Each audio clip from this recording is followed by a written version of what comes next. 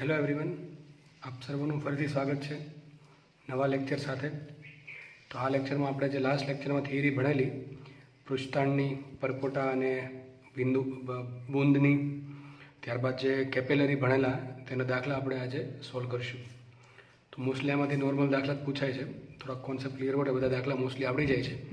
જે થોડાક મીડિયમ અથવા હાર્ડ દાખલા છે, આગળના બર્નોલ ઇક્વેશન ને બધું છે, એમાં ઘણા દાખલા તમને કરાવેલા છે. તો એ લેવલના દાખલા આગળના ટોપિકમાંથી પૂછાય છે, બરાબર છે. તો આ ટોપિકમાંથી મોસ્ટલી ઇઝી દાખલા જ પૂછાય છે અને સૂત્ર થોડાક કોન્સેપ્ટ ક્લિયર હોય તો દાખલાનો આન્સર આપણે આરામથી ટીક કરી શકીએ છીએ. તો આજે આ દાખલા ગણીશું આપણે એ ટોપિકને. ચલો તો સ્ટાર્ટ કરીએ. હું રકમ વાંચું છું. કાચની કેસ નળીની ત્રિજ્યા 0.5 mm છે. જો પાણીનો કાચ સાથેનો સંપર્ક કોણ 0.01 ડિગ્રી હોય તો અને પાણીનું પૃષ્ઠતાણ t = 0.07 ન્યૂટન પર મીટર હોય તો કેપિલરી રાઇઝ મેળવો. તો કેપિલરી રાઇઝ એટલે ટૂંકમાં તમારે હાઇટ શોધવાની છે કે જો હું કાચની કેસ નળીને પાણીમાં ડૂબાડું તો એમાં કેટલું લિક્વિડ ઉપર ચડશે. તો ટૂંકમાં મારે શોધવાનું છે h, અને તમને કાલે થિયરી કરાવી હતી એ પરથી મને hનું સૂત્ર ખબર જ છે. તો સૂત્ર શું આવશે? h = 2t cos θ / ρgr. અથવા કદાચ તમને ટીનું સૂત્ર ખબર તો ટી બરાબર શું આવશે? ટી મેં તમને કીધું યાદ રાખવાનું. T = ρghr/2 cos θ. તો એના પરથી h બરાબર આવશે 2t cos θ / ρgr. તો આપણે બધી વસ્તુ આપેલી જ છે, દરેક કિંમત જ મૂકવાની છે. તો h = 2 રાખીએ એમને. ટી છે શું છે? પૃષ્ઠતાણ કેટલું આપ્યું? 0.07 એટલે કેટલા શું કહેવાય એને? 7 × 10 - 2. ઓકે. પછી આવશે cos 0.1 ડિગ્રી છેદમાં રો છે પાણીની ઘનતા 1003 જી મૂકીએ 10⁻1 અને ત્રિજ્યા આપી તમને કેટલી? જો 0.5 mm. કેટલી આપી છે? 0.5 mm. તો આને શું કહેવાય? 0.5 10⁻3. હવે 0.5 ને શું કહેવાય? 5 10⁻1 અને બીજી 10⁻3 લખાય શું આને? 5 10⁻4. ફરીથી કહી દઉં છું, mm એટલે 10⁻3 અને 0.5 ને કહેવાય 5 10⁻1. તો 5 10⁻1 10⁻3 એટલે શું થશે? 5 10⁻4. તો આ પ્રમાણે આન્સર આવી જશે. આમાં એક કિંમત કદાચ તમને કન્ફ્યુઝન કરે એવી કઈ છે, cos 0.1 ડિગ્રીની કિંમત. તમને એવું કીધેલું છે જ્યારે ખૂણો નાનો હોય ત્યારે θ → 0, તો ખૂણો જો સૂક્ષ્મ હોય તો શું થશે? cos θની કિંમત લગભગ 1 આવશે, બરાબર છે. sin θની કિંમત કેટલી આવશે? ખૂણા જેટલી જ સૂક્ષ્મ આવશે. અને એ જ રીતે tan θની કિંમત પણ ઘણી સૂક્ષ્મ એટલે કે θ જેટલી જ આવશે, બરાબર છે. તો એ ખૂણો છે એ બહુ નાનો છે, બરાબર છે. 0.1 ડિગ્રી એટલે આનો આન્સર 0.99 કંઈક આવતો હશે. આપણે કંઈ કામ છે નહીં એક્ઝેક્ટલી કેટલો લાવવાની જરૂર કંઈ છે નહીં. તો આનો આન્સર સપોઝ કે 0.99 આવે છે, પણ મૂકવાનું શું થશે? આપણે એક જ મૂકશું. શું મૂકશું? આપણે એક જ મૂકશું. તો cos 0.1 ડિગ્રીની કિંમત લગભગ મેં ધારી લીધી છે 1. આવું ક્યારે થાય? જ્યારે ખૂણો ખૂબ જ સૂક્ષ્મ હોય ત્યારે શું કરવાનું? cos θની કિંમત 1 જેટલી હશે, sin θની કિંમત θ જેટલી રેડિયનમાં હશે, અને tan θની કિંમત પણ θ જેટલી કેટલી રેડિયનમાં હશે. તો તમે કોઈ પણ એક કિંમત લઈ લેવાની. જેમ કે તમારે ફાઇન્ડ કરવું હોય તો θ લઈ લેજો 0.1 ડિગ્રી, બરાબર છે. પછી એને રેડિયનમાં ફેરવી નાખવાના. શું કરશો એના માટે? પાઈ વડે ગુણશું, 180 વડે 500 એટલે રેડિયન મળી જશે. પછી તમારે કોસની કિંમત મેળવવાની. cos 0.1 ડિગ્રી લગભગ 1ની આસપાસ આવશે. સાઇનની કિંમત મેળવજો તો લગભગ θની આસપાસ આવશે. એ જ રીતે tan θ = sin θ / cos θ હોય, અને sin θ હોય θ અને cos θ હોય 1, તો tan θની કિંમત પણ લગભગ θ જેટલી જ આવશે. તો આનો આન્સર લખી નાખીએ આપણે. h = હવે જુઓ અહીંયા 7 દૂ 14 થશે ને? શું થશે? અહીંયા 7 દૂ 14. અથવા આમ કરી શકો તમે, આને 2 વડે ગુણો અને 2 વડે ભાગો એટલે 5 દૂ 10 થઈ જશે. તો 1 મિનિટ પહેલાં શું કરવું? 2 વડે ગુણવું અને 2 વડે ભાગવું. 7 દૂ 14, દૂ 28, ઉપર શું આવશે? 28 ગુણ્યા આ કેટલી ઘાત છે? 10⁻3, 10⁻1 એટલે 10⁻4 થઈ, અને આ 10⁻4 આ 10⁻4 જોડે ઉડી જશે. અને 5 દૂ 10 આપણે છેદમાં કર્યા, બરાબર છે. એની એક ઘાત હજી વધશે, તો ઉપર 10⁻3 મીટર. તો આન્સર શું આવશે? h = 28 mm. કેટલું પાણી ઉપર ચડશે? લગભગ 28 mm અથવા 2.8 સેન્ટીમીટર. તો આટલું પાણી ઉપર ચડશે આપેલી કાચની કેસ નળીમાં અથવા કેપિલરી ટ્યુબમાં 2.8 સેન્ટીમીટર જેટલું પાણી ઉપર ચડશે, બરાબર છે. દાખલો ઘણો ઇઝી છે અને મોસ્ટલી આવા દાખલા તમારી NCERTમાં પણ હશે બોર્ડમાં. તો આવા દાખલા પૂછાય છે આ ટોપિકમાંથી, બરાબર છે. આગળ વધીએ. દાખલો છે આગળ. જો આ દાખલો, પાણીમાં તેની મુક્ત સપાટીથી 10 સેન્ટીમીટર ઊંડાઈએ બનતા પરપોટાની અંદરનું દબાણ શોધો. જો સ્ટ્રેટ ફોરવર્ડ દાખલો, સીધો પરપોટાની અંદરનું દબાણ. તો શું કીધું, ધારો કે પાણીની સપાટી છે અહીંયા, સપોઝ કે પાણીની સપાટી છે, બરાબર છે. તો પાણીની તેની મુક્ત સપાટીથી 10 સેન્ટીમીટર ઊંડાઈ, સપોઝ કે હાઇટ છે 10 સેન્ટીમીટર, તો હાઇટ થઈ ગઈ કેટલી, h is equal to 10 centimetre, 10 centimetre ઊંડાઈએ બનતા પરપોટાની અંદરનું દબાણ શોધો. પરપોટો ક્યાં બન્યો, પાણીની અંદર બન્યો, પાણીની અંદર બન્યો પરપોટો, તો મુક્ત સપાટી કેટલી હશે, એક જ હશે. તો અંદરના ભાગમાં શું હશે, હવા હશે કે નહીં હોય, શું હશે, હવા. તો મારે પરપોટાની અંદર હતો, સપોઝ કે પરપોટો દોર દઉં છું, તો હાઈ પ્રેશર કોનું આવશે, પીઆઈ, બહાર પ્રેશર આવશે પીઓ, બરાબર છે. હવે પાણીની અંદર પરપોટો બન્યો છે તો મુક્ત સપાટી છે એક, તો સૂત્ર શું આવશે, કાલ કીધું હતું, પીઆઈ માઇનસ પીઓ ઇઝ ઇક્વલ ટુ 2t/r કે 4t/r. જો બે મુક્ત સપાટી હોય તો આવશે 4t/r અને એક જ મુક્ત સપાટી હોય તો આવશે 2t/R. તો આપણને આટલો ડેટા આપેલો છે. આગળ લખે છે પરપોટાની ત્રિજ્યા છે 0.4 સેન્ટીમીટર, ટૂંકમાં આર મળી ગયો એના પરથી પૃષ્ઠાને પૂછે તમને 70 ડાયન પર સેન્ટીમીટર. હવે બધી જ વસ્તુ શેમાં છે, જુઓ બધી જ વસ્તુ શેમાં છે, સીજીએસમાં છે. આ જે હાઇટ છે સીજીએસમાં છે, ત્રિજ્યા સીજીએસમાં છે અને પૃષ્ઠાન પર સીજીએસમાં છે, તો તમને પ્રેશર પણ સીજીએસમાં મળી શકે. હવે મારે શોધવાનું શું રહેજો, મને 2 આપી દીધું, ટી આપી દીધું, આર આપી દીધું, પણ પીઓ મળશે તો પીઆઈ મળશે. મારે શોધવાનું છે પીઆઈ, અંદરનું દબાણ, પરપોટાની અંદરનું દબાણ. તો લખાય પીઆઈ ઇઝ ઇક્વલ ટુ પીઓ પ્લસ 2t/r. તો આટલી આપણને ખબર પડી ગઈ. હવે વાત રહી પીઓ કેટલા હશે એ શોધવાની. તો હકીકત જો પીઓ શું હશે, પીઓ કેટલા આવે, તો પીઓ શોધવો છે મારે. તો પીઓ શું છે, એક્ઝેક્ટલી પરપોટો છે એની બહાર કેટલું દબાણ છે, તો ટૂંકમાં આ દબાણ થયું. હવે આ અહીંયા કોણ દબાણ લગાડે, ફરતી કીધું, આ પરપોટો અહીંયા છે, બરાબર, આ પરપોટો છે એની બહાર દબાણ છે અહીંયા, આ પીઓ છે, બરાબર છે. તો હકીકત અહીંયા દબાણ કોણ લગાડશે, તો ઉપરનું પાણી લગાડશે કે નહીં લગાડે, બરાબર. તો ઉપરનું પાણી કેટલી છે, હાઇટ, h હાઇટ છે, તો h હાઇટના કારણે બહાર કેટલું દબાણ લાગે, રોજીએ. તો ઉપર પાછી શું હશે, હવા હશે કે નહીં હોય, હવા. તો હવાનું દબાણ પણ લાગશે કેટલું, પીએ લાગશે કે ન લાગે. તો ચલો મને કહી દો એ પીઓ શું આવશે, પીઓ બરાબર આ પાણી પ્લસ બહારનું જે એટમોસ્ફેરિક પ્રેશર છે એ તો ખરું જ, તો એના કારણે લાગતું દબાણ પ્લસ આ પાણીના કારણે લાગતું દબાણ એ થશે કુલ પીઓ. તો પીઓ બરાબર શું આવશે, પીએ બહારની વાતાવરણ દબાણ પ્લસ પાણીના કારણે લાગતું દબાણ કેટલું આવશે, રોજી એચ, કેટલું આવશે, રોજી એચ. તો પીઓ લખી નાખું, પીઓ ઇઝ ઇક્વલ ટુ આ કેટલા આવશે, વિચારો અહીંયા શું આવશે, 10⁵ થશે ને.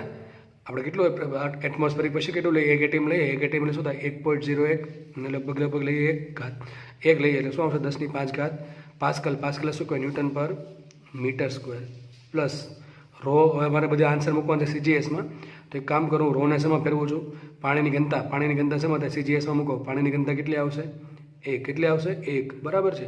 જીની કિંમત સીજીએસમાં કેટલી હોય, 1000 અને એચની કિંમત કેટલી છે, એચ છે 10 સેન્ટીમીટર, તો આવશે 10, બરાબર છે.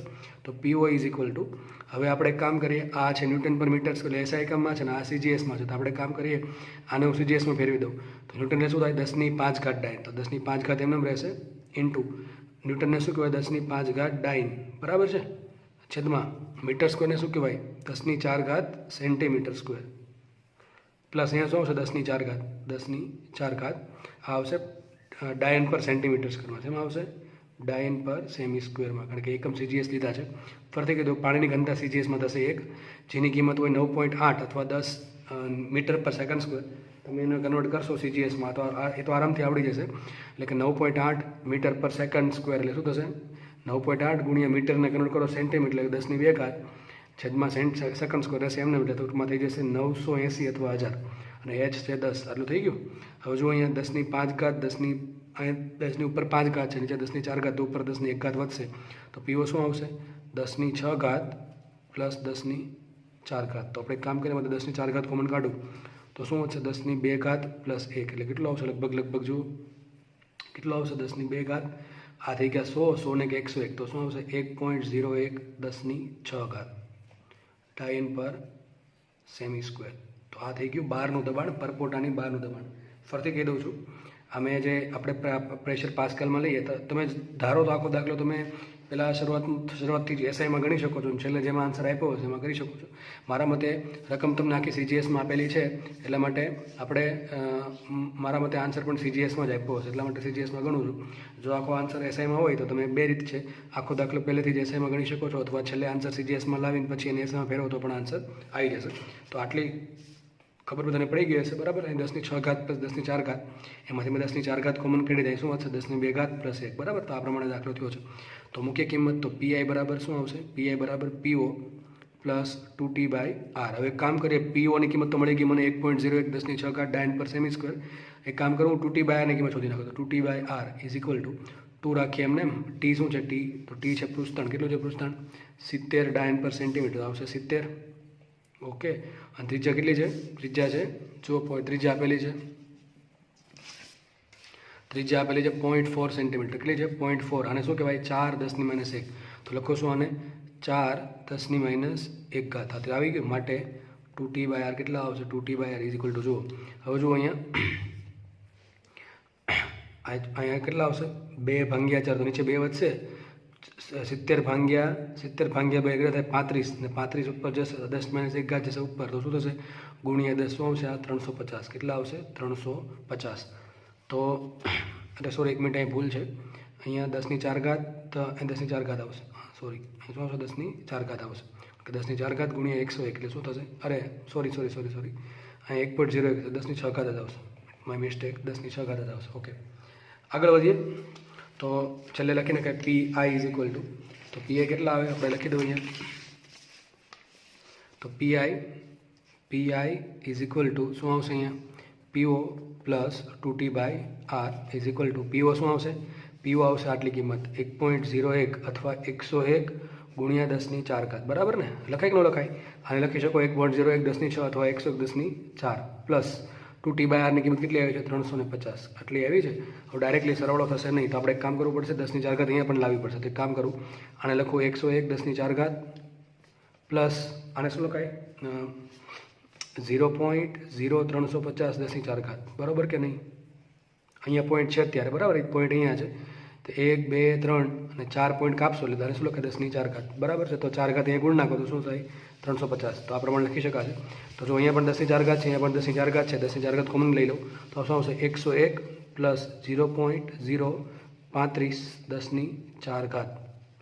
શું આવશે? સાઈડમાં ગણતરી કરી દો, ફાવે નહીં તો અહીં 101.0000 મૂકી દેવાના મીંડા ને એ પ્રમાણે મૂકી દઉં 0.035. તો શું આવશે? 101.035. તો આન્સર આવી ગયો 101.035 10⁴. પણ આ શેમાં છે?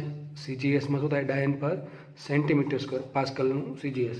તો પીઆઈ મને મળી ગયું. તો પીઆઈ ઇઝ ઇક્વલ ટુ શું આવશે? આમ પણ લખી શકાય 1.01035 ઇન્ટુ 10⁶ ડાયન પર સેમી સ્ક્વેર. તો આ તમારો આન્સર આવી ગયો આટલો. બરાબર છે?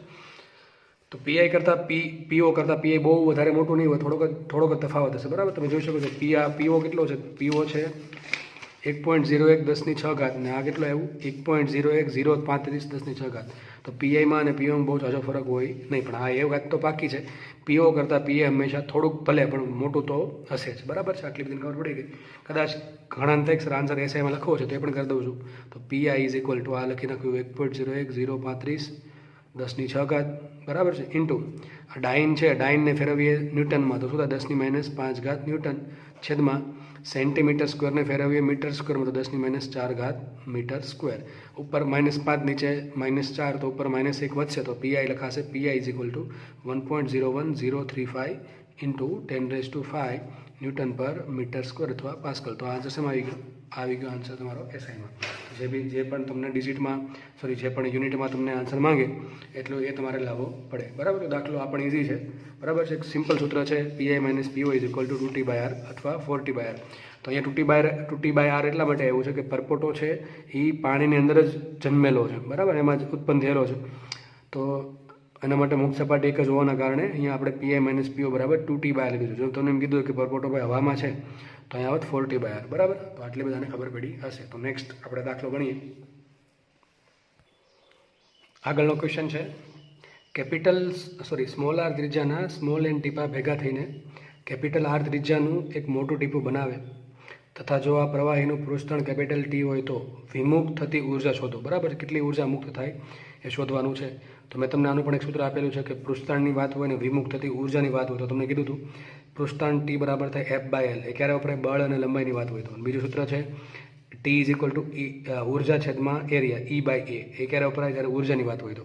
તો એ સૂત્ર આવશે E is equal to T into delta A. કેમ ડેલ્ટા એ? કારણ કે મોટું નાના ટીપા ભેગા બધા એનું ક્ષેત્રફળ મોટું હશે. એ ભેગા થઈને જ્યારે નાનું ટીપું બનાવશે મોટું ટીપું બનાવશે ત્યારે થોડુંક એરિયામાં ચેન્જ આવશે. કેટલો એરિયામાં ચેન્જ આવશે જોશું આપણે. બરાબર છે? તો આટલું અહીંયા શું આવશે સૂત્ર? E is equal to T delta A. તો E is equal to T into A1 - A2. બરાબર, ધન વસ્તુ રાખવાની. વાત કરીએ A1ની, તો A1 શું આવશે? તો પહેલાં સ્મોલ આર ત્રિજ્યાનું એક ટીપું છે, ટીપાની વાત છે, બુંદની વાત છે, બરાબર, પરપોટાની વાત નથી. તો ટીપાની વાત આવે એટલે કે બુંદની વાત આવે ત્યારે પ્રવાહીની મુક્ત સપાટી કેટલી હોય? એક જ હોય, એટલે આમાં ભૂલ કરવી નહીં, બરાબર છે. એ તમને બધું સમજાવેલું છે ડિટેલમાં. તો A1 શું આવશે? પહેલાં શું તમારી પાસે સ્મોલ આર ત્રિજ્યાના n ટીપા હતા. એક ટીપું સ્મોલ આર ત્રિજ્યાનું હોય તેનું સપાટીનું ક્ષેત્રફળ શું થાય? 4πr², બરાબર. ટીપું કેવું હોય? હંમેશા ગોળાકાર જ હોય. તો સ્મોલ આર ત્રિજ્યાના એક ટીપાનું ક્ષેત્રફળ થશે 4πr². એમાં કેટલા ટીપા છે? સ્મોલ n, તો કુલ કેટલું ક્ષેત્રફળ આવશે? n × 4π small r². આટલું પહેલાં ક્ષેત્રફળ હતું. હવે ક્ષેત્રફળ કેટલું થઈ જશે? તો A2. હવે શું બનશે? એ બધા ટીપા ભેગા થઈ ગયા અને શું બન્યું? કેપિટલ આર ત્રિજ્યાનું એક મોટું ટીપું બન્યું છે. તો શું આવશે અહીંયા? કેટલો એરિયા થઈ ગયો? 4π × કેપિટલ R². પહેલાં આવા સ્મોલ n ટીપા હતા, બરાબર, આવા સૂક્ષ્મ, એ બધા ભેગા થઈને શું બનાવ્યું? એક મોટું ટીપું બનાવ્યું જેની ત્રિજ્યા છે કેપિટલ આર. તો એક જ ટીપું છે અહીંયા આવા n ટીપા છે. એકનું ક્ષેત્રફળ છે 4πr², સ્મોલ r², તો એનું કુલ ક્ષેત્રફળ થશે n × 4πr². એ બધું ભેગા થઈને શું બનાવ્યું? મોટું ટીપું બનાવશે, તો એનું કુલ ક્ષેત્રફળ થશે 4πr². ઇન્ટુ એક જ આવશે કારણ કે એક જ ટીપું છે, બરાબર.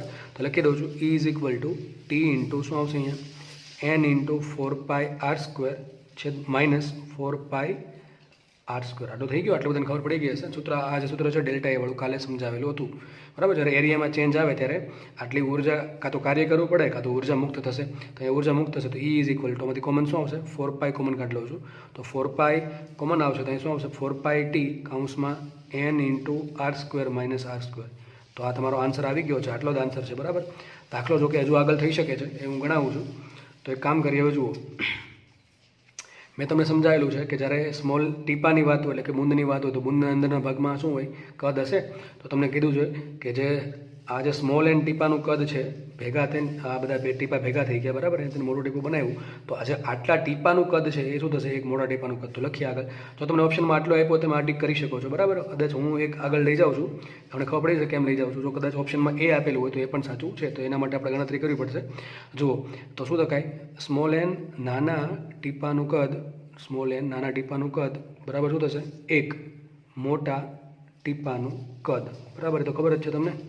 પણ આ વસ્તુ પરપોટાને લાગુ નહીં પડે. હું તમને એમ કહું, તમારી પાસે સાબુના 5 પરપોટા છે, પરપોટાની વાત કરું, સાબુના 5 પરપોટા છે, એ 5 ભેગા થઈ ગયા, તો શું એનું કદ કેટલું થશે? માનો કે દરેક 1 સેન્ટીમીટર ક્યુબનું પરપોટો છે, તો 5 ટીપા ભેગા, 5 પરપોટા ભેગા થઈને 5 સેન્ટીમીટર ક્યુબનું શું કહેવાય? પરપોટો નહીં બનાવું. હું તમને હજી ખબર ન પડતી તો આમ સમજાવું કે માનો કે તમારી પાસે 5 શું કહેવાય આમ તો 5 લિટર ઓક્સિજન છે, બરાબર. 5 લિટર એક જગ્યા છે, એમાં 5 લિટર ઓક્સિજન છે, એમાં હું નવો 5 લિટર ઓક્સિજન નાખી દઉં, બરાબર છે. તો જગ્યા વધી જશે કે એટલી રહેશે? જગ્યા તો એટલી જ રહેવાની છે, કારણ કે વાયુ ગમે એટલો સમાઈ શકે, બરાબર છે.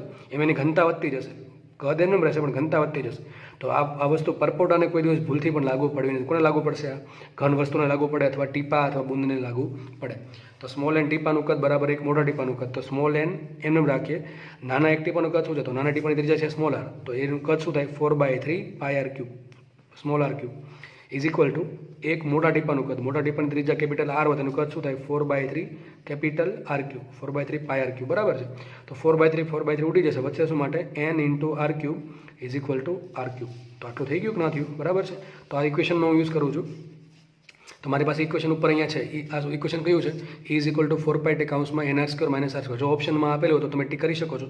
જો ઓપ્શનમાં નહીં આપે તો હું કહું છું એ આપશે. તો E = એક કામ કરીએ, 4π કેપિટલ T એમ રાખીએ. હવે છે ને આ સમીકરણને હું છે ને r³ વડે ગુણું અને r³ વડે ભાંગું છું. કેમ? હમણાં આન્સર મળી જાય. તો r³ વડે ગુણું અને r³ વડે ભાંગું છું. તો અહીંયા આવશે nr²/r³ -r²/r³. તો મેં શું કર્યું? આ સમીકરણ જે હતું, આ જે સમીકરણ હતું એને મેં r³ વડે ગુણ્યા અને r³ વડે ભાગ્યા, બરાબર છે. તો અહીંયાથી કોમન r³ નીકળી જશે, તો પાછું એનું જ સમીકરણ આવી જશે. તો આપણે એક કામ કરીએ, = 4πt r³ એમ રાખું છું. હવે જુઓ, nr² એમ રાખું છું. r³ બરાબર શું લખાય? r³ બરાબર nr³. શું લખાય? શું લખાય? nr³ છે ને, હમણાં સાબિત કર્યું હતું. કેપિટલ R³ બરાબર સ્મોલ n r³. તો અહીંયા આવશે small n r³ minus r²/r³ ને શું કહેવાય? 1/R થશે કે નહીં થાય? હવે જુઓ, ઉપર અહીંથી n કેન્સલ થઈ જશે. r²/r³ ને શું કહેવાય? 1/R. તો માટે E = શું આવશે? 4π capital T r³ - 1/R - 1/R, બરાબર. તો આન્સર આવી ગયો. સમજ પડી ગઈ? તો આટલો આન્સર આવશે. અને કદાચ હજી આવું થઈ શકે કે તમને સમીકરણમાં કેપિટલ R³ ના આપ્યું હોય, કેપિટલ R³ ના આપ્યું, જગ્યાએ શું આપ્યું હશે? આ લખવું હોય તો આ પણ લખાય, તો આમ પણ લખી શકાય, is equal to 4 capital T એમને રાખું અને આર ક્યુબની જગ્યાએ શું લખી નાખું, સ્મોલ એન આર ક્યુબ. તો આમ પણ લખી શકાય સ્મોલ એન આર ક્યુબ કૌંસમાં 1/r માઇનસ 1/r. તો આ પણ તમારો આન્સર સાચો છે. તો ઓપ્શનમાં જ્યાં સુધી નહીં આપે જે ઓપ્શન એ ત્યાં સુધી તમારે ગણતરી કરવી પડશે. આ દાખલો મેં જે તમને ગણાવ્યો છે એમાં તમને એનની કિંમત આપી દે, 27 ટીપા ભેગા થયા કે આટલા ટીપા ભેગા થયા, અને તમને આર અને આરની કિંમત આપી દે તો દાખલાનો આન્સર ન્યુમેરિકલમાં આવશે. એ હું ગણાવતો નથી, બરાબર છે. એ તો આપણને આવડી જાય, સાયન્સમાં હોય એટલે એટલું તો ખબર પડવી જોઈએ કે જે દાખલો તમને થિયોરિટિકલી ગણાવ્યો છે એની જગ્યાએ કદાચ તમને આંકડા આપીને આપે, જેમ કે તમને કહી દો 10 સેન્ટીમીટર ત્રિજ્યા ના આટલા ટીપા ભેગા થઈને આટલી ત્રિજ્યાનું ટીપું બનાવે છે, જો કે આ ના આપો તો પણ થઈ જાય, કારણ કે આ સંબંધ તો મને ખબર પડી જ જાય, બરાબર છે. આના પરથી આરક્યુ મળી જવાનું છે અને પ્રોત્સાહન તમને આપી દઉં તો તમારા દાખલાનો આન્સર ન્યુમેરિકલમાં આવશે, બરાબર છે. દાખલો સારો છે પણ એક સૂત્ર પર ડિપેન્ડ કરે છે, E = T × ડેલ્ટા I. અને ટીપું છે એટલે માટે અહીંયા શું આવશે, અહીંયા ટી બરાબર એક જ આવ્યું. 2T એટલા માટે આવ્યું કારણ કે મુક્ત સપાટી ટીપાને એક હંમેશા એક જ હોય. પરપોટો હોય તો જોવું પડે, પરપોટો હવામાં હોય તો મુક્ત સપાટી 2 હોય તો આવે 2T, અને જો મુક્ત સપાટી પરપોટાને 1 હોય તો ખાલી આવશે T. તો આગળ દાખલો ગણીએ, બરાબર છે. તો આગળનો દાખલો ગણીએ હવે. તો શું કહે જેવું અમે આગળ જે દાખલો ભણાવ્યો છે હમણાં પરપોટાવાળો એની જેવો, સોરી ટીપાવાળો બિંદુવાળો, એની જેવો જ બીજો દાખલો ગણાય. કેપિટલ R1 અને કેપિટલ R2 ત્રિજ્યાના 2 પરપોટા, જો વ્યવસ્થિત સમજજો, 2 પરપોટા ભેગા થઈને કેપિટલ R ત્રિજ્યાનો મોટો પરપોટો બનાવે છે. બંનેની બહારનું વાતાવરણ દબાણ છે PO અને પ્રવાહીનું પૃષ્ઠતાણ કેપિટલ T છે.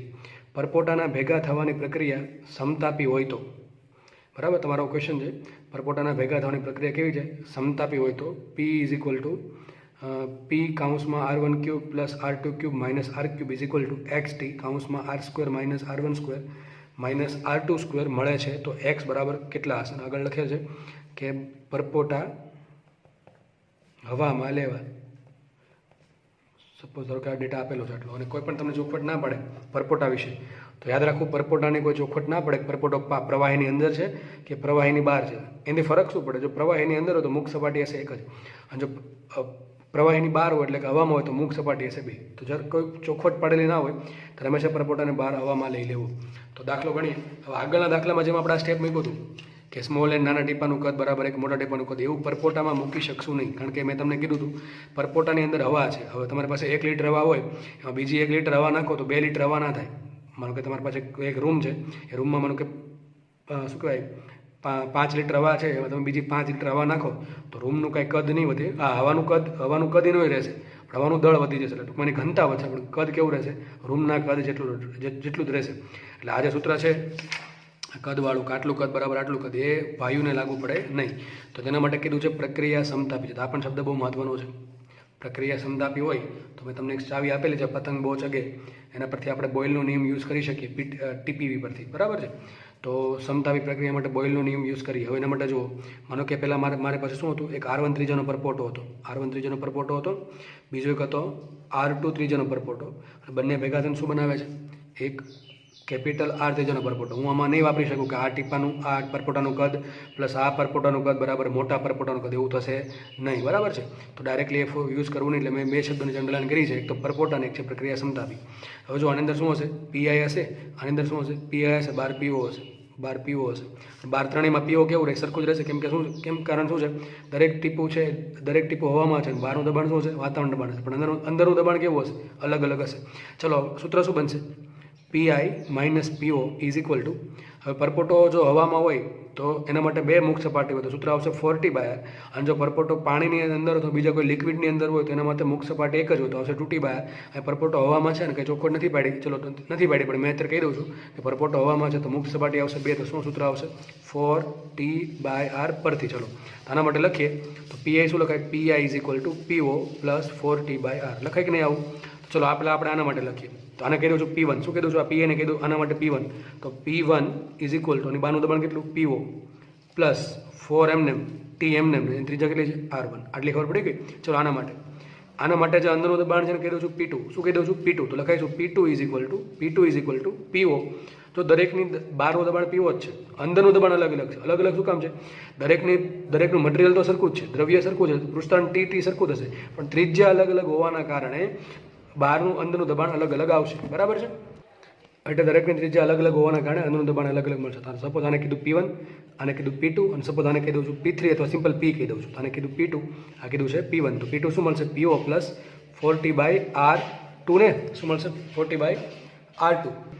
હવે આના માટે સમીકરણ લખીએ ત્રીજા પરપોટા માટે. શું લખાશે? અંદરનું દબાણ P બરાબર બહારનું દબાણ PO પ્લસ શું આવશે? 4T બાય ધારો કે ત્રીજા છે R. ત્રણેય સમીકરણ ખબર પડી ગયા છે બધાને. આ અંદરનું દબાણ છે, આ દરેકનું બહારનું દબાણ ને આ હશે 40/R. એટલે આ સૂત્ર અનુસાર મેં લખ્યા છે 3 સૂત્ર. હવે એક શબ્દમાં છે પ્રક્રિયા સમતાપી છે. પ્રક્રિયા સમતાપી હોય તો યાદ રાખવું, જ્યારે પણ આવો શબ્દ લખે પ્રક્રિયા સમતાપી છે પરપોટા માટે, તો બોયલનો નિયમ યુઝ કરવાનો. બોયલનો નિયમ શું છે? તો બોયલનો નિયમ શું છે કે P ઇન્ટુ V એટલે કે PV બરાબર મ્યુ RT માં T અચળ હોય અને મ્યુ R અચળ હોય તો PV શું થશે? અચળ. અહીં કહી દઉં છું PV બરાબર મ્યુ RT. હવે મ્યુ અચળ હોય, R અચળ હોય અને T અચળ, તો આખું પદ અચળ થઈ ગયું. T તો અચળ જ છે અને મ્યુ આર અચળ, તો મ્યુ આર ટી અચળ છે. ટૂંકમાં એટલે શું થાય? ટૂંકમાં બોયલના નિયમ અનુસાર મ્યુ આર ટી અચળ એટલે PV અચળ. તો પ્રક્રિયા સમતાપી છે તો લખાય છે આ રીતે. શું લખાશે? અહીંયા લખાશે P1 V1 plus P2 V2 is equal two PV. ફરીથી કહી દઉં છું P1 V1 plus P2 V2 is equal two PV. આ બોયલના નિયમ અનુસાર સમતાપી પ્રક્રિયા માટે લખી શકાય. તો P1 છે પહેલા પરપોટાની અંદરનું દબાણ, પહેલા પરપોટાની અંદરનું દબાણ, V1 છે એનું કદ. બીજું P2 છે બીજા પરપોટાની અંદરનું દબાણ, V2 છે એનું કદ. અને P છે જે પરપોટો બન્યો એની અંદરનું દબાણ ને V છે એનું કદ. ફરીથી કહી દઉં છું P1 P2 બંને પરપોટાની અંદરનું દબાણ છે. PO છે દરેકની બહારનું દબાણ. R1 R2 R અને R એ અલગ અલગ ત્રિજ્યાઓ છે. એના સૂત્ર પરથી પહેલાં મેં P1 P2 અને P ના 3 સમીકરણ બનાવ્યા. PI બરાબર PO પ્લસ 40/R પરથી. પછી વાત કરીએ સમતાપી પ્રક્રિયાની. પ્રક્રિયા સમતાપી હોવાથી P1 V1 plus P2 V2 is equal two PV લખીને હવે એક કામ કરીએ. P1 P2 અને P મળી ગયા છે. બાકી રહી વાત V1 V2 અને Vની. તો V1 છે પહેલા પરપોટાનું કદ, તો V1 બરાબર. ચલો V1 શું આવશે? આ R1 ત્રિજ્યાના પરપોટાનું કદ, તો પરપોટાનું કદ શું થાય? 4/3πR1 ક્યુબ બરાબર છે. એ પ્રમાણે V2 શું આવશે? V2 બરાબર 4/3πR2 ક્યુબ અને છેલ્લે આવશે V. તો V બરાબર શું આવશે? 4/3πR cube. તો જ્યારે પણ પરપોટાની વાત આવે ત્યારે તમારે જે પ્રક્રિયા કીધી હોય એ પ્રક્રિયાનું સમીકરણ બનાવી અને એમાં કિંમત મૂકવી પડશે. આપણે અહીંયા છ કિંમત જોઈએ છે. P1 V1 P2 V2 અને PV, એટલા માટે 6 કિંમત મેં સાઈડમાં મેળવી. તો તમે જુઓ બિંદુમાં સીધું આ તમે સમીકરણ વાપરી શકશો, પણ પરપોટામાં સીધું સમીકરણ છે નહીં. એ ડિપેન્ડ કરશે કઈ પ્રક્રિયા છે. મોસ્ટલી 90% કેસમાં તમને સમતાપી જ આપશે. સમતાપી પ્રક્રિયા માટે સમીકરણ આ છે બોયલના નિયમ અનુસાર. તો 6 વસ્તુ મેળવવી પડશે તમારે. આ રીતે મેળવી દીધી છે. હવે કિંમત મૂકીએ આપણે. તો અહીં શું આવશે? P1 બરાબર ચલો શું આવશે? PO પ્લસ 4T/R1 ને V1 શું છે? 4/3πR1 cube. આ પ્રમાણે P2, તો P2 શું છે?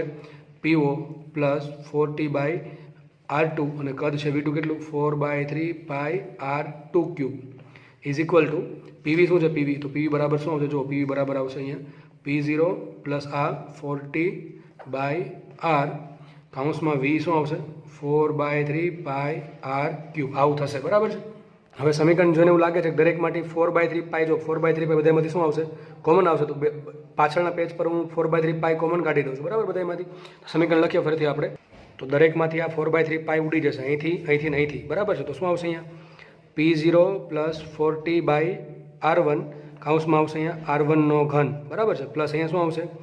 P0 પ્લસ 40/R2 અહીંયા વચ્ચે 4/3π ઉડી ગયેલું. શું આવશે? ખાલી R2 ક્યુબ બરાબર ને. બરાબર કે આવશે અહીંયા P0 પ્લસ 4T/r. અહીંયા આવશે ખાલી R ક્યુબ. હવે કામ કરીએ, R1 ક્યુબને અંદર ગુણી દો. R1 ક્યુબને અંદર ગુણો, R2 ક્યુબને અંદર ગુણો અને R ક્યુબને અંદર ગુણો. તો આગળ લખાશે શું લખાશે? જુઓ P0 into R1 cube plus અહીંયા શું આવશે? 40/R1 અને ઇન્ટુ R1 ક્યુબ. તો છેદમાં શું ઉપર શું વધશે? R1 સ્ક્વેર વધશે. તો શું આવશે અહીંયા? 40R1 સ્ક્વેર પ્લસ અહીંયા આવશે આના અંદર ગુણો એટલે શું આવશે? અહીંયા R2 ક્યુબની અંદર ગુણો શું આવશે? P0 into R2 cube plus 4T into R2 square is equal two R ક્યુબની અંદર ગુણો તો આવશે P0 into R cube plus 4T R cube ભાંગ્યા R શું થશે? R square. આવું થશે કે નહીં થાય?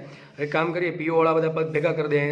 PO વાળા બધા પદ ભેગા કરી દઈએ તો શું આવશે? અહીંયા આ PO વાળું પદ અહીંયા છે, આ PO વાળું પદ અહીંયા છે અને આ બરાબરની આ બાજુ છે ને આ બાજુ લઈ જાઓ તો શું આવશે? અહીંયા PO ઇન્ટુ R1 ક્યુબ, અહીં PO plus P0 into R2 cube minus P0 into R cube આવશે ને. આ બે પ્લસ ને આ પદ આ બાજુ આવશે એટલે શું થશે? માઇનસ. અને એમ કર્યા પછી હું બધાને PO કોમન કાઢી લઉં. શું અહીં લખાશે? PO કાઉન્સમાં R1 cube plus R2 cube minus R cube is equal two આજે 40 વાળા જે પદ છે એને બધાને આ બાજુ લઈ જાઓ, ટૂંકમાં આની પાસે લાવું તો આ પ્લસ છે તો આ બાજુ આવશે એટલે થઈ જાય અહીંયા માઇનસ થશે, અને આ પણ આ બાજુ આવશે એટલે થશે માઇનસ. એમાંથી બધી કોમન શું કોમન કાઢું પછી 40 કોમન, 40 કોમન કાઢીએ તો શું આવશે અહીંયા આ r² વાળું પદ પ્લસ r1² વાળું પદ માઇનસ અને r2² વાળું પદ પણ માઇનસ, તો આવશે અહીંયા r² કૌંસમાં r1² માઇનસ r2². તો આ તમારો આન્સર આવી ગયો. હવે જો સરખાવીએ, રકમમાં કીધું હતું કે p × r1³ પ્લસ r2², બાજુમાં લખવું છું એટલે ખબર પડી જાય. તો રકમમાં એવું કીધેલું છે, 1 મિનિટ, રકમમાં કીધું હતું આપણે આ જે સમીકરણ તમારે સાબિત કરવાનું હતું એને આપણે આ સાબિત કર્યું છે, અહીંયા સાબિત કર્યું છે, બરાબર, અહીંયા સાબિત કરેલું છે, અહીંયા સાબિત કર્યું છે. તમે શોધવાનું હતું એક્સની કિંમત. શું કીધું હતું? એક્સ બરાબર કેટલા? તો બંને બાજુ સમીકરણ સરખાવીએ તો આ બાજુનું પદ ને આ બાજુનું પદ સરખું આવે છે. જો અહીંયા p વાળું પદ into r1³ plus r2³ minus r³ is equal two અહીં શું આવે છે xt. અહીંયા શું આવ્યું રકમમાં xt, ને અહીંયા આપણે આવ્યું શું 4t. તો x બરાબર શું સાબિત થાય? માટે x બરાબર 4 સાબિત થાય. અને જો તમને એમ કીધું હોય કે પ્રવાહી જે પરપોટો છે એ લિક્વિડની અંદર છે તો અહીં શું આવત 4t/r ની જગ્યાએ શું આવત અહીંયા 2t/r, તો શું આવત x બરાબર 2 આવે. તો આ પ્રમાણે આ દાખલો સોલ્વ થાય છે. તો તમે જોઈ શકો છો બુંદ અથવા જે ડ્રોપ કહે તો એક સ્ટેપમાં પતી જશે, પણ જ્યારે તમને પરપોટાની વાત કરશે ત્યારે તમારે પ્રક્રિયાનું સમીકરણ મૂકવું પડશે. કયું આપણું બોઇલનો નિયમ લખી નાખું છું, બોઇલના નિયમ અનુસાર. તો બોઇલના નિયમ અનુસાર p1 + p2 + is equal two p1 v1 + p2 v2 is equal two pv. તો 6 વસ્તુની કિંમત મેળવવા માટે મેં 6 સમીકરણ બનાવ્યા છે, અને પછી કિંમત મૂકી અને 4/3 પાઈ પહેલાં કોમન કાઢી લીધું, પછી r1³ r2³ ને r³ અંદર ગુણ્યા, એમાંથી p વાળા પદ ભેગા કર્યા અને 40 વાળા પદ ભેગા કર્યા, એટલે મારો દાખલો સોલ્વ થઈ ગયો. તો મેન સ્ટેપ આમાં છે, આ સૌથી મહત્વનું સ્ટેપ છે આ. તો બોઇલના નિયમ અનુસાર આ સાબિત થાય છે. અને p1 છે પહેલા પરપોટાના અંદરનું દબાણ, v1 એનું કદ, p2 છે બીજા પરપોટાનું દબાણ, v2 છે એનું કદ, અને p છે જે પરપોટો બને છે ભેગા થઈને એનું અંદરનું દબાણ જો આ બધું p1 p2 અને p તો અંદરનું દબાણ છે, અને બહારનું દબાણ તો દરેકમાં સરખું છે, કેમ કે દરેક પરપોટો ક્યાં છે? બહારનું વાતાવરણ દબાણમાં છે, બરાબર, પીઓ છે. તો દાખલો અહીંયા રાખીએ અને પછી આપણે નેક્સ્ટ દાખલો સોલ્વ કરીએ. 9 દાખલો છે, સાબુના દ્રાવણના 1 સેન્ટીમીટર ત્રિજ્યાના પરપોટાનું કદ 8 ગણું કરવા માટે કરવું પડતું કાર્ય શોધો. સાબુ માટે પૃષ્ઠાંત તમને આપ્યું 70 ડાયન/સેન્ટીમીટર, સેન્ટીમીટર, અને પરપોટો હવામાં ગતિ કરે છે. તો પરપોટો હવામાં ગતિ કરતો તો મુખ સપાટી કેટલી હોય? 2 હોય. હવે તમને કરવું પડતું કાર્ય એટલે કે ઉર્જાનું સૂત્ર શું થાય? તમે કીધું હતું W બરાબર ઉર્જા બરાબર શું સૂત્ર મને લખ્યું હતું? T × delta A. તો ડેલ્ટા એ છે એના એરિયામાં થતો ફેરફાર, અને ટી શું છે? પૃષ્ઠાંત. હવે અહીંયા જોઈ લેવાનું, ટી લખતા પહેલાં જોઈ લેવાનું હંમેશા કે મુખ સપાટી કેટલી છે. સાબુનો પરપોટાની વાત છે, એટલે પરપોટો છે ને પાછું શેમાં છે? હવામાં ગતિ કરે, તો મુખ સપાટી કેટલી હશે? 2 હશે. પરપોટો છે તો બહારના ભાગમાં હવા હશે અને અંદરના ભાગમાં હવા હશે, એટલે મુખ સપાટી થશે 2, બહારની સાઈડથી અને અંદરની સાઈડથી, તો આવશે અહીંયા 2. તો આ જો આ 2 લખવાની ભૂલ પડી, લાખો દાખલો ખોટો. સૂત્ર બની ગયું W = 2t × ડેલ્ટા એ, બરાબર છે. તો is equal two 2t into કદ આપણે 8 ગણું કરવાનું છે, તેનો એરિયા વધશે, લખીએ અહીંયા a2 - a1. અહીંયા હંમેશા ધ્યાન રાખવાનું. હવે મારે મૂકવું પડશે a2 ને a1. ચલો a2 શું આવશે? a2 શું થાય? ધારો કે પહેલાં ત્રિજ્યા હતી r, હવે થઈ ગઈ પહેલાં પરપોટાની ત્રિજ્યા હતી r, હવે થઈ ગઈ કેટલી? r dash. કેટલી થઈ ગઈ? r dash. તો ક્ષેત્રફળ શું આવશે? નવા પરપોટાનું 4πr². શું આવશે અહીંયા? 4πr². ને a1 શું આવે? a1 તો a1 શું આવશે? 4πr². તો પહેલાં પરપોટાની ત્રિજ્યા હતી r, અને એનો એરિયા હતો 4πr².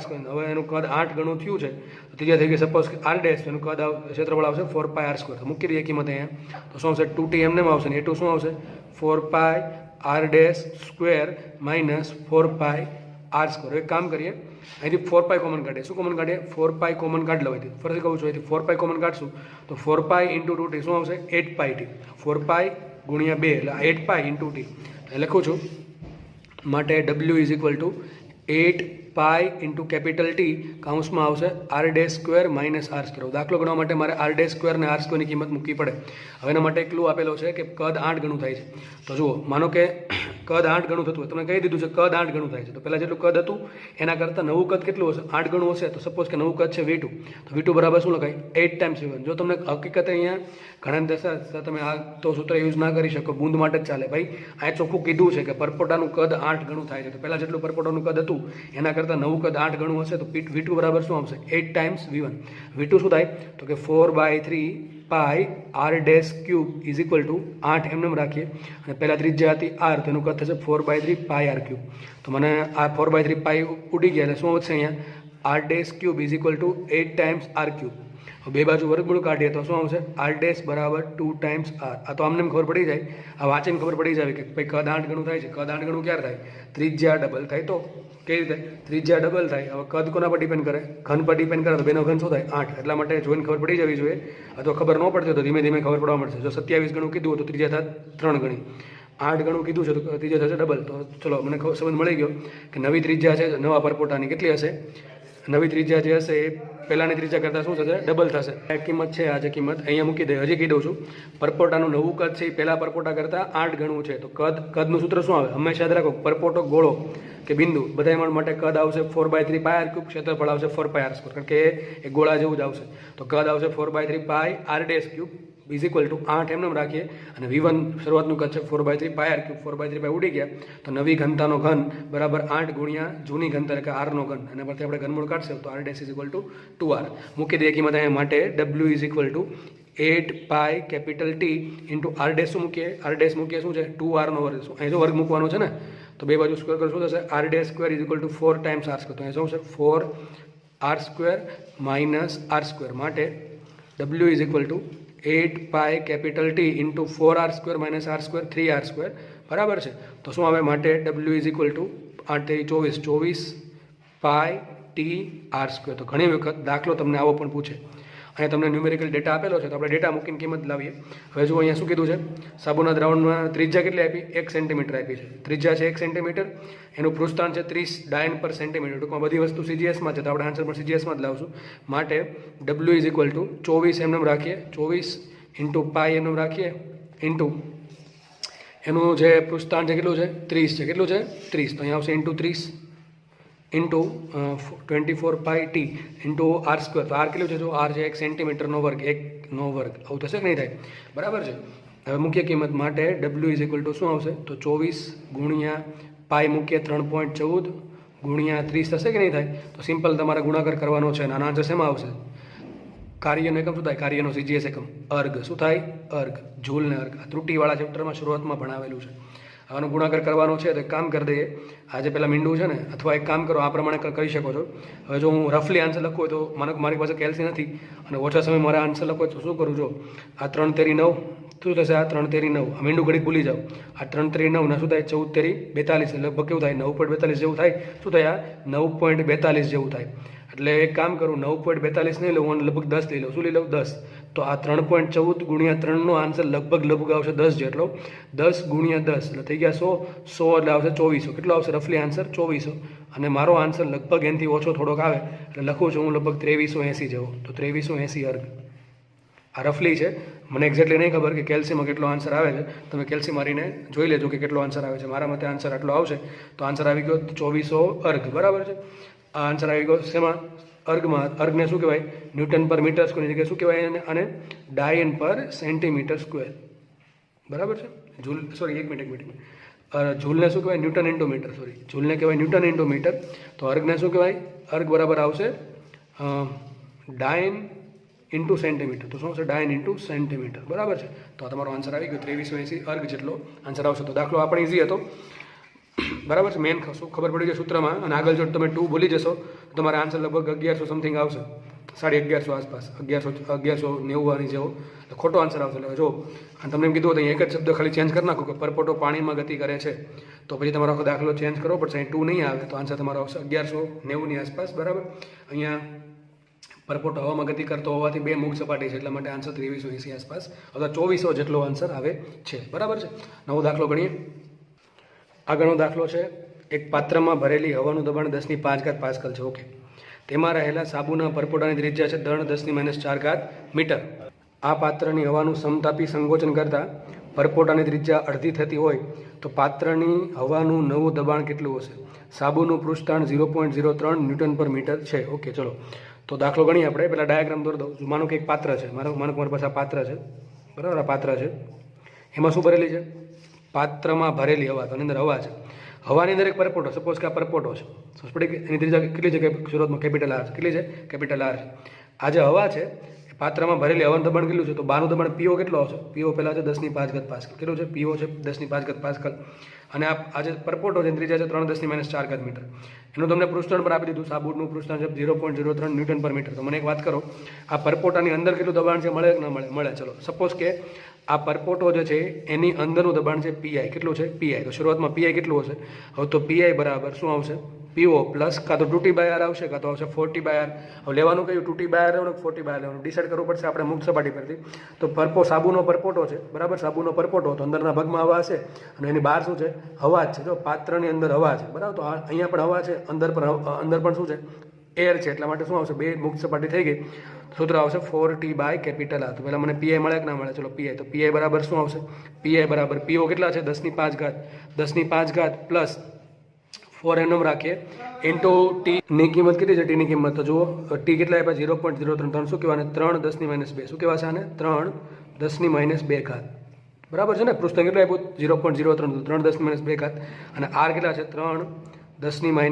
કેટલા છે? 3⁻⁴. તો મને મળી ગયું પીઆઈ. તો પીઆઈ મળશે મને પરપોટાની અંદરનું દબાણ 10⁵ પ્લસ, જો આ 3 ઉડી જશે, આ 10⁻⁴ છે ઉપર છે તો 10+4 -2 + 4 કે 10⁵ તો શું હશે? અહીંયા 400. તો પીઆઈ મળી ગયું. દબાણ કેટલું હશે? 10⁵ એટલે 1,04,000. કેટલું હશે? 1,04,000 એટલું દબાણ હશે પાસ્કલમાં. બરાબર? બધું એસઆઈમાં છે. હવે તમે શું કર્યું? આ પાત્રની હવાનું સમતાપી સંકોચન કરતા શું કર્યું? મેં સંકોચન તો કર્યું, પણ કેવું કર્યું? સમતાપી સંકોચન. આ પાત્રની હવાનું સમતાપી સંકોચન કરતા પરપોટાની ત્રિજ્યા અડધી થઈ ગઈ. જુઓ આ ત્રિજ્યા કેવી થઈ ગઈ? અડધી થઈ ગઈ. તો ત્રિજ્યા અડધી થાય તો દબાણમાં ફેરફાર થાય કે ના થાય? થશે.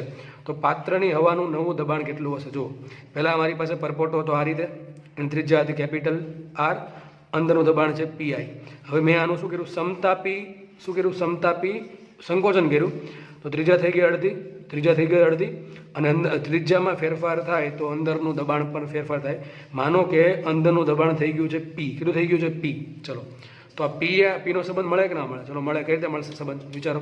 સમતાપી સંકોચન થયું હોય તો પી મળે કે ના મળે? મળે. કઈ રીતે? મેં હમણાં કીધું હતું બોયલના નિયમનો યુઝ કરવાનો. Sorry for the disturbance, we will neglect that sound. બરાબર? ઓકે ચલો. તો અહીંયા શું છે? પહેલાં જે પરપોટો હતો એનું દબાણ પીઆઈ છે. હવે નવો પરપોટો બન્યો.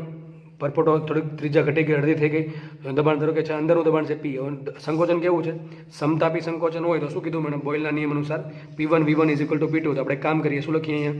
P1 V1 = P2 V2. તો P1 છે પહેલા પરપોટાનું દબાણ, P2 છે નવા પરપોટાનું અંદરનું દબાણ, V1 છે પહેલા પરપોટાનું કદ ને P2 છે નવા પરપોટાનું કદ. તો આપણે P1 P2 ની કિંમત મૂકીએ. મારા માટે P1 શું થશે? અહીંયા PI થશે અને P2 શું થશે? P થશે. બરાબર? મારે P શોધવું છે. ચલો તો શું લખી નાખું? PI ઇન્ટુ V1 મૂકીએ. શું? તો V1 શું આવશે? બોલો. V1 ચલો V1 રહેવા દઉં છું અત્યારે. અને P2 તરીકે શું આવશે? P. મારે P શોધવાનું છે ઇન્ટુ V2. ચલો V1. તો V1 શું આવે? 4/3πr3. V2 શું આવશે? 4/3π ગુણ્યા ત્રિજ્યા થઈ ગઈ અડધી, તો એનો ઘન. ચલો બીજા પેજમાં ગણું છું. તો અહીંયા આવશે PI એમને રાખીએ. V1 શું આવશે? 4/3π શરૂઆતની ત્રિજ્યા r3 = P એમને રાખીએ. અને V2 શું છે? V2 તો કે ભાઈ નવું જે કદ છે એનું મૂલ્ય મૂકવાનું છે. તો V2 શું આવશે? તો V2 શું છે? નવો જે પરપોટો છે અડધી ત્રિજ્યાનો એનું કદ 4/3π ઇન્ટુ નવો પરપોટો કેટલી ત્રિજ્યાનો છે? r/2. તો એનો ઘન થશે ને 4/3πr3. બરાબર છે આટલું. હવે આપણે એક કામ કરીએ, મૂકી દઈએ કિંમત. તો અહીં આવશે PI એમને રાખીએ. PI એમને આવશે 4/3πr3. તો 4/3πr3 = આ P નવા પરપોટાનું દબાણ છે P એમને રાખીએ. પછી આવશે 4/3π, અહીંયા આવશે r3/8. શું આવશે? r3/8. આ ગણતરી કરશો એટલે 4/3πr3 બને જગ્યાએ ઉડી જશે. તો શું થશે? અહીંયા PI = P/8. તો સાબિત શું થયું? માટે P = 8 ટાઈમ્સ PI. મતલબ શું થયો? જે નવો પરપોટો બન્યો અડધી ત્રિજ્યાનું, એની અંદરનું દબાણ શરૂઆતના દબાણ કરતાં 8 ગણું છે. શું સાબિત થયું? નવો જે પરપોટો બન્યો અડધી ત્રિજ્યાનો, એનું અંદરનું દબાણ શરૂઆતનો જે પરપોટો હતો એને કરતાં 8 ગણું છે. તો માટે લખી શકાય. માટે P = કેટલા આવશે? 8 ગુણ્યા PI. પણ PI કેટલા છે? જો લખ્યા છે 10⁵ + 400. આપણે મેળવી લીધા હતા. બરાબર છે? આમને રાખીએ. આપણે હવે શું કરીએ? મારે શું કરવાનું છે? આ જે પાત્ર છે એનું મેં સમતાપી સંકોચન કર્યું તો પરપોટો અડધો થઈ ગયો. તો પરપોટાની અંદરનું દબાણ કેટલું થઈ ગયું? 8 ગણું થયું. હવે પરપોટાની અંદરનું દબાણ બદલ્યું છે તો એનું બહારનું દબાણ પણ બદલી જશે. કારણ કે શું લખ્યું છે? જો હોય તો પાત્રની હવાનું નવું દબાણ. હવે હું એક કામ કરું, સાઈડમાં દોરી દઉં છું. પાત્ર પહેલાં હતું એનાથી થોડુંક પાત્ર સંકોચાઈ ગયું છે. આ પાત્ર પહેલાં હતું, આ નવું પાત્ર થોડુંક સંકોચનવાળું છે. અંદરનો જે પરપોટો છે એની ત્રિજ્યા થઈ ગઈ r/2, એની અંદરનું દબાણ થઈ ગયું 8 ગણું પહેલાં કરતાં જેટલું હતું 8 pi, અને ધારો કે બહારનું દબાણ થાય છે PO ડેશ. પહેલાં હતું PO, હવે થઈ ગયું PO ડેશ. તો હું કિંમત મૂકી દઉં. માટે નવું દબાણ P ઇઝ ઇક્વલ ટુ, નવું અંદરનું દબાણ P ઇઝ ઇક્વલ ટુ શું લખાશે? બહારનું દબાણ PO પ્લસ 4t બાય શું છે? ત્રિજ્યા આવશે r/2. તો લખાઈશું. માટે P is equal two PO dash plus શું આવશે અહીંયા? 8t by r. શું આવશે અહીંયા? 8t by r. આવું થઈ ગયું કે નહીં? એક કામ કરીએ, કિંમત મૂકી દઈએ. તો માટે P શું આવશે? 8 ગુણ્યા 10⁵ plus 400 is equal two PO dash plus 8 એમને રાખીએ. ટી કેટલા છે? ટી છે 3 10⁻². ટી કેટલા છે અહીંયા? સબુ માટે 3 10⁻². તો 3 ગુણ્યા 10⁻² અને છેદમાં ત્રિજ્યા કેટલી હતી એની? 3 10⁻4. તો શું આવશે અહીંયા? 3 10⁻4. તો માટે 8 10⁵ plus 400 is equal two PO dash plus આ 3 3 ઉડી જશે ને એ શું આવશે? 800. શું આવશે અહીંયા? 800. ચલો હવે કામ કરીએ. PO ડેશને કરતા બનાવો. તો PO dash is equal two અંદર ગુણો 8 ગુણ્યા 10⁵ પ્લસ 8 છોક 32 એટલે 3200 માઇનસ 800. બરાબર ને? તો માટે PO dash is equal two, PO dash શું આવશે? 8 ગુણ્યા 10⁵ પ્લસ 3200માંથી 800 બાદ કરો કેટલા વધે? 2400. કેટલા વધશે? 2400. માટે PO dash is equal to 8 ગુણ્યા 10⁵ પ્લસ આ 2400 છે ને મારે 10⁵ લખી. શું લખાશે? 0.024 ઇન્ટુ 10⁵ લખાશે કે નહીં? લખાય ને? બરાબર. શું લખ્યું મેં આને? અહીંથી 4 મીંડા કાપો. 1 2 3 ને 4 નજીક કાપો એટલે 0.024 10⁵. આમાંથી શું કોમન કાઢું? આમાંથી 10⁵ કોમન કાઢો તો ડાયરેક્ટલી મળી જશે. PO ડેશ કેટલા મળશે? 8.024 ગુણ્યા 10⁵ પાસ્કલ. તો આટલું દબાણ થઈ જશે. જુઓ, પહેલાં દબાણ કેટલું હતું? બહારનું દબાણ 10⁵. હવે કેટલું થઈ ગયું? 8.024 10⁵ પાસ્કલ. તો દાખલો થોડોક લેન્થી હતો. બરાબર છે? મેં શું કર્યું એ ફરથી કહી દઉં છું. બરાબર? કદાચ દેખાણું ના હોય તો આ પ્રમાણે મેં ગણતરી કરેલી છે. 400 ને ગુણીની અંદર. બરાબર? 8ની અંદર ગુણ નાખ્યા છે. પછી 8 ચોક 3200 માઇનસ આ પદ આ બાજુ એટલે માઇનસ 800 થશે. 3200 માઇનસ 800 2400. હવે આ 2400 છે અને આ ટૂંકમાં 10⁵ છે તો ઘાત સરખી કરવી પડે. તો 2400 ને શું કહેવાય? 0.024 10⁵. બરાબર છે? 4 પોઈન્ટ આમ નજીક પોઈન્ટ ખસેડવો પડે ત્યારે 10⁵ થશે. તો આમાંથી હવે 10⁵ કોમન કાઢો તો 8 પ્લસ 0.024. તો આ રીતે આન્સર તમારો આવી જશે. બરાબર? દાખલામાં શું કરવું ફરતી ટૂંકમાં કેવું હોય તો આમ કહેવાય. જો ફટાફટ કહી દઉં તમને. દાખલામાં કીધા દાખલો ગણેલો છે. જુઓ, પહેલાં મારી પાસે એક પાત્ર હતું, એનું દબાણ બહારનું PO હતું. એક પરપોટો આપ્યો તો પરપોટા અંદરનું દબાણ આપ્યું નહોતું. પહેલાં મેં પરપોટા અંદર કેટલું દબાણ છે શોધ્યું, ટૂંકમાં PH હતું. હવે મને શું બીજા કેસમાં કીધું? આ પાત્રને મેં દબાઈ દીધું. બરાબર? એટલે ટૂંકમાં સંકોચન થઈ ગયું. તો પરપોટો થઈ ગયો અડધો અને વિસ્તરણ કેવું, સંકોચન કેવું હતું? સમતાપી. ધારો કે દબાણ થઈ ગયું અંદરનું પરપોટાના અંદર દબાણ થઈ ગયું P. હવે સમતાપી કીધું છે તો બોયલનો નિયમ યુઝ કર્યો મેં. શું કર્યું મેં? PI ઇન્ટુ V1 બરાબર P ઇન્ટુ V2. હવે ત્રિજ્યા અડધી થઈ ગઈ છે એટલે કદ થઈ જશે 8 ગણું. બરાબર? ત્રિજ્યા અડધી થઈ ગઈ છે એટલે કદ થશે 8મા ભાગનું. એના પરથી મને P મળી ગયું. મને શું મળી ગયું? પરપોટાની અંદર નવું દબાણ કેટલું? P મળી ગયું. હવે મને અંદરનું દબાણ ખબર છે પરપોટાને, તો મારે બહારનું દબાણ શોધવું હોય તો PO મળે કે ના મળે? તો જો મને પરપોટાના અંદરનું દબાણ ખબર છે P, તો બહારનું દબાણ PO મળી. કઈ સૂત્ર? P માઇનસ PO બરાબર 4t બાય r/2 પરથી. બરાબર છે? તો ફરીથી કહી દઉં. પહેલાં બહારનું દબાણ ખબર હતું, અંદરનું દબાણ મેળવવું. અંદરનું દબાણ અને એના અંદરનું દબાણ મળ્યા પછી મેં સમતાપી બોયલનો નિયમ યુઝ કર્યો. એના પરથી મને નવું દબાણ અંદરનું મળી ગયું. અંદરનું નવું દબાણ મળી ગયું તો બહારનું નવું દબાણ પણ મળી જશે. તો 2 વખત આ સમીકરણનો યુઝ કરવાનો થયો છે અને વચ્ચે યુઝ કરવું પડ્યું. મેં શું કર્યું? મેં વચ્ચે બોયલનો નિયમ એટલે કે સમતાપી પ્રક્રિયા માટે બોયલનો નિયમ યુઝ કરેલો છે. તો 3 સ્ટેપ તમારે દાખલો ગણવો પડ્યો. બરાબર છે? તો બધાને દાખલો 1-2 વખત જોવો પડે તો જોજો. બરાબર? આરામથી સમજાઈ જશે. છતાં પણ કોઈ ડાઉટ રહી જતો હોય તો મને પાછો તમે કહી શકો છો.